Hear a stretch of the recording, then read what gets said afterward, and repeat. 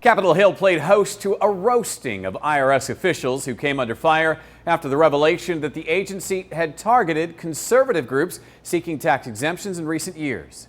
How can we not conclude that you misled this committee? So that was a lot of questions, sir.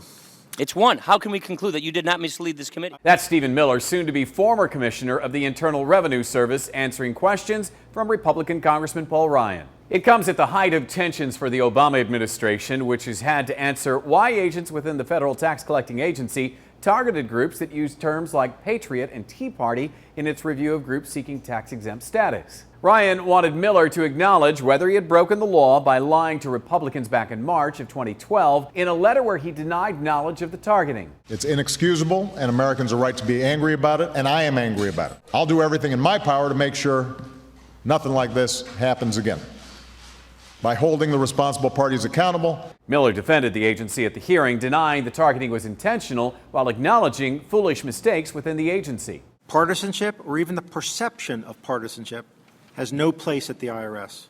It cannot even appear to be a consideration in determining the tax exemption of an organization. The scandal has put Republicans on the offensive as Treasury Inspector General J. Russell George testified to the House Ways and Means Committee. He's been investigating the issue since June of 2012. Who knows who they'll target next? That's how Obama operates. His fingerprints are all over it. Someone needs to be held responsible. Someone needs to be imprisoned. Someone needs to be prosecuted. The president has denied any knowledge, let alone involvement, placing the blame on two rogue Cincinnati IRS officials. Attempting to douse the flames, the president has appointed Daniel Werfel to replace Miller. Werfel has experience on both sides of the aisle and is the senior official at the Office of Management and Budget. Top IRS officials will likely be spending a great deal of time in the coming weeks on Capitol Hill. They're expected to testify in front of the Senate Finance Committee next Tuesday. I'm Jim Flink for Newsy. Multiple sources, a broader view.